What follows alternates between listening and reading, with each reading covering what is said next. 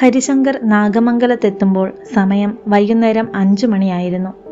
ഒരു ഫ്രീലാൻസ് ജേർണലിസ്റ്റായ അവൻ കേരളത്തിലെ പഴക്കം ചെന്ന വാസ്തുവിദ്യകളെക്കുറിച്ച് ഒരു സീരീസ് ചെയ്യാനാണ് വന്നത്. പക്ഷേ അവൻ്റെ യഥാർത്ഥ ലക്ഷ്യം നാഗമംഗലം മനയെക്കുറിച്ചുള്ള ദുരൂഹതകളായിരുന്നു. വണ്ടിയിൽ നിന്നിറങ്ങിയ ഹരിശങ്കറിനെ സ്വീകരിച്ചത് മനയിലെ കാര്യസ്ഥൻ കേശവൻ നായരാണ്. പ്രായം 70 കഴിഞ്ഞു കാണും. മുഖത്ത് എപ്പോഴും ഒരു ഗൗരവം. കുട്ടിക്കിവിടെ താമസിക്കാം, പക്ഷേ സൗകര്യങ്ങൾ കുറവാ, കറണ്ട് ഇടയ്ക്കിടെ പോകും, നായർ പറഞ്ഞു. അവർ പടിപ്പുര കടന്നു അകത്തേക്ക് നടന്നു. മുറ്റത്തെ വലിയ മാവിൻ കൊമ്പുകൾ കാറ്റിലാടുന്നു. എവിടെയോ ഒരു മൂങ്ങയുടെ കരച്ചിൽ. മനയുടെ മുൻവശം കണ്ടാൽ തന്നെ ഒരു ഭയം തോന്നും. കരി പിടിച്ച ചുമരുകൾ. ലഗേജ് വരാന്തയിൽ വെച്ച് നായർ ഹരിശങ്കറിന്റെ മുഖത്തേക്ക് നോക്കി ഗൗരവത്തിൽ പറഞ്ഞു, ഒരു കാര്യം പ്രത്യേകം പറയുകയാണ്.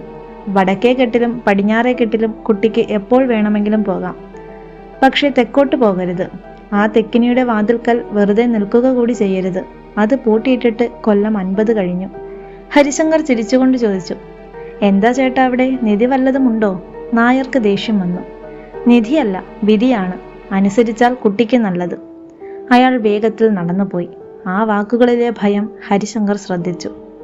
കുളിച്ച് ഫ്രഷായി ഹരിശങ്കർ ഒന്ന് പുറത്തിറങ്ങി. മനയുടെ തൊട്ടടുത്തുള്ള കവലയിൽ ഒരു ചെറിയ ചായക്കടയുണ്ട്. അവിടെ ചെന്ന് ചായ ചോദിച്ചപ്പോൾ കടക്കാരൻ ദാമോദരൻ ചേട്ടൻ ചോദിച്ചു, പുതിയ ആളാണല്ലേ, എവിടെയാ താമസം? നാഗമംഗലം മനയില, ഹരിശങ്കർ പറഞ്ഞു. പെട്ടെന്ന് കടയിലെ ബഹളങ്ങൾ നിലച്ചു. ചായ കുടിച്ചുകൊണ്ടിരുന്നവർ എല്ലാവരും അവനെ തന്നെ നോക്കി. ദാമോദരൻ ചേട്ടൻ ഗ്ലാസ് മേശപ്പുറത്ത് വെച്ചു.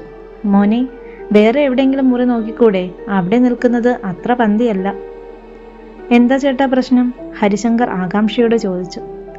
ഒരു വൃദ്ധൻ മൂലയിലിരുന്ന് പറഞ്ഞു, രാത്രിയായാൽ അവിടുത്തെ കിണറ്റുകരയിൽ നിന്ന് കരച്ചിൽ കേൾക്കാം, ചിലപ്പോൾ ചിരിയും. പണ്ട് അവിടുത്തെ വലിയ തിരുമേനി ഗർഭിണിയായ ഒരു പെണ്ണിനെ കൊന്ന് കുഴിച്ചു മൂടിയതാ ആ തെക്കിനിയിൽ. സാവിത്രി എന്ന പേര്. അന്നു മുതൽ ആ തറവാട് മുടിഞ്ഞു തുടങ്ങി. ആരും അവിടെ താമസിക്കാറില്ല. നീയും സൂക്ഷിച്ചോ.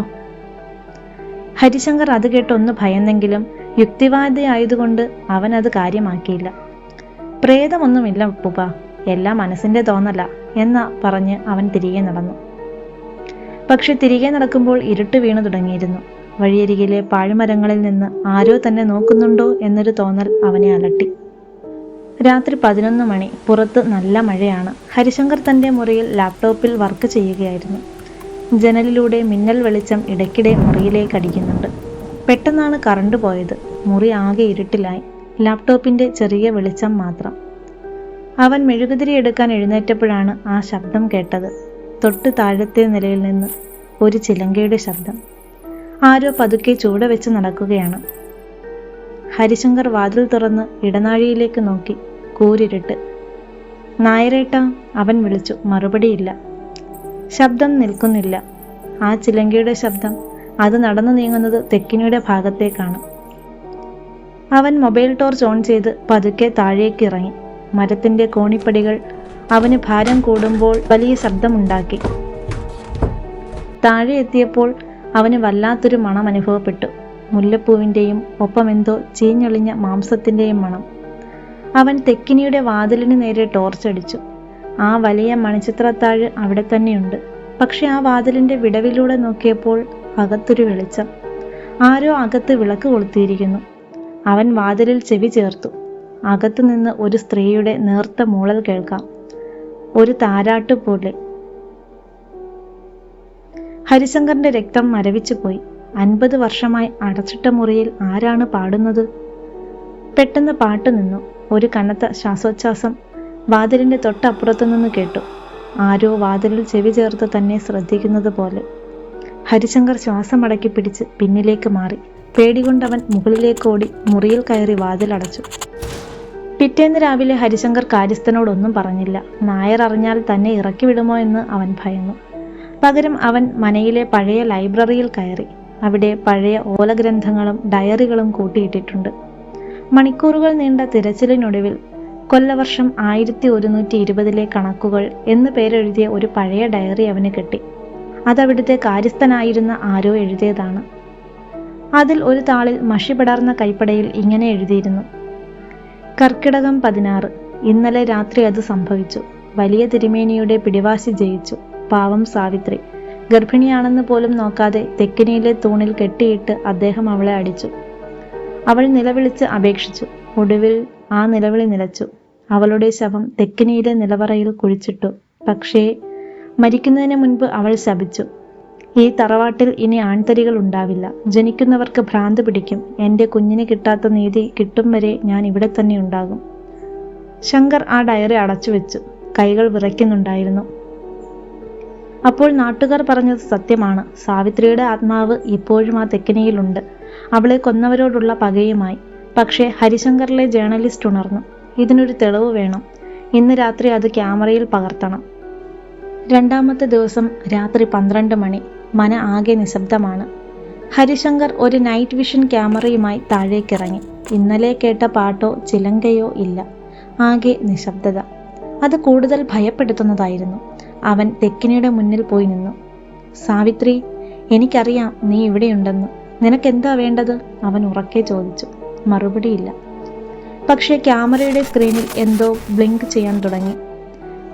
Digital noise. പെട്ടെന്ന് ആ വലിയ മണിച്ചിത്രത്താഴ് തനിയെ ഇളകാൻ തുടങ്ങി. പൂട്ട് താഴെ വീണു. തുരുമ്പിച്ച വാതിൽ വലിയ ശബ്ദത്തോടെ തുറന്നു. ഉള്ളിൽ നിന്ന് ഒരു തണുത്ത കാറ്റ് പുറത്തേക്ക് വീശി. ഹരിശങ്കർ ക്യാമറ ഉയർത്തിപ്പിടിച്ചു. മുറിയിൽ നിറയെ പഴയ സാധനങ്ങളാണ്. നടുവിലൊരു വലിയ തൂണ്. ആ തൂണിന്റെ ചുവട്ടിൽ ഒരു രൂപമിരിക്കുന്നു. തല കുമ്പിട്ടിരിക്കുന്ന ഒരു സ്ത്രീ. അവളുടെ മുടി നിലത്ത് വരെ നീണ്ടു കിടക്കുന്നു. ഹരിശങ്കർ വിറയ്ക്കുന്ന ശബ്ദത്തിൽ ചോദിച്ചു, ആരാണ് നീ? ആ രൂപം പതുക്കെ തലയുയർത്തി. അവളുടെ മുഖം അത് മനുഷ്യൻ്റേതായിരുന്നില്ല. പാതി അഴുകിയ, കണ്ണുകൾ കുഴിഞ്ഞു പോയ മുഖം. പക്ഷേ ആ കണ്ണുകളിൽ തീ കത്തുന്നത് പോലൊരു തിളക്കം. അവൾ പതുക്കെ എഴുന്നേറ്റു. അവളുടെ വയർ മുഴച്ചിരുന്നു. അവൾ ഗർഭിണിയാണ്. എൻ്റെ കുഞ്ഞിനെ കണ്ടോ? ആ മരവിപ്പിക്കുന്ന ശബ്ദം മുറിയിൽ മുഴങ്ങി. അവൾ അവൻ്റെ നേരെ കൈ നീട്ടി. ആ കൈകൾ നീണ്ടു നീണ്ടു വന്നു. ഹരിശങ്കർ തിരിഞ്ഞോടാൻ നോക്കി. പക്ഷേ വാതിൽ തനിയെ അടഞ്ഞുപോയി. അവൻ വാതിലിൽ ശക്തിയായി ഇടിച്ചു. നായരേട്ടാ, രക്ഷിക്കണേ! പിന്നിൽ നിന്ന് ഒരു ചിരി കേട്ടു. തൊട്ടടുത്ത് അവൻ്റെ ചെവിയുടെ അരികിൽ. നീയും എന്നെ ഉപദ്രവിക്കാൻ വന്നതാണോ? അവൻ തിരിഞ്ഞു നോക്കിയപ്പോൾ കണ്ടത് വായുവിൽ ഉയർന്നു നിൽക്കുന്ന സാവിത്രിയെയാണ്. അവൾ അവൻ്റെ കഴുത്തിൽ പിടിച്ചു. തണുത്തുറഞ്ഞ കൈകൾ. അവൻ്റെ ശ്വാസം നിലയ്ക്കാൻ തുടങ്ങി. ക്യാമറ കയ്യിൽ നിന്നും തെറിച്ചു വീണു. അവസാനമായി അവൻ കണ്ടത് അവളുടെ കരിനീലിച്ച ചുണ്ടുകൾ അവൻ്റെ മുഖത്തേക്ക് അടുക്കുന്നതാണ്. പിറ്റേന്ന് രാവിലെ തുറന്നു കിടന്ന തെക്കിനിയുടെ മുന്നിൽ ബോധരഹിതനായി കിടക്കുന്ന ഹരിശങ്കറിനെയാണ് കേശവൻ നായർ കണ്ടത്. അവൻ്റെ കഴുത്തിൽ നീലിച്ച പാടുകളുണ്ടായിരുന്നു. അവനെ ആശുപത്രിയിൽ എത്തിച്ചു. ദിവസങ്ങൾക്ക് ശേഷം ബോധം വന്നു. പക്ഷേ അവൻ ആരെയും തിരിച്ചറിയുന്നില്ല. ഹരിശങ്കർ ഇപ്പോൾ തൃശ്ശൂരിലെ ഒരു മാനസിക ആരോഗ്യ കേന്ദ്രത്തിലാണ്. അവൻ ആരോടും മിണ്ടില്ല. ഇടയ്ക്കിടെ ആകാശത്തേക്ക് നോക്കി കൈകൾ കൊണ്ട് എന്തോ താരാട്ട് പാടുന്നത് പോലെ കാണിക്കും. എൻ്റെ കുഞ്ഞുറങ്ങുവാണ്, ശബ്ദമുണ്ടാക്കല്ലേ എന്ന് മന്ത്രിക്കും. അവൻ്റെ ക്യാമറയിൽ നിന്ന് കിട്ടിയ അവസാനത്തെ ഫുട്ടേജ് പോലീസിന് കിട്ടിയിരുന്നു. അതിൽ ഹരിശങ്കർ പേടിച്ചോടുന്നതും ക്യാമറ താഴെ വീഴുന്നതും കാണാം. പക്ഷേ ക്യാമറ താഴെ വീണ് കിടക്കുമ്പോൾ റെക്കോർഡായ ഒരു ദൃശ്യമുണ്ട്. മങ്ങിയ വെളിച്ചത്തിൽ ഒരു സ്ത്രീയുടെ കാലുകൾ, അതിൽ നിറയെ ചിലങ്കകൾ.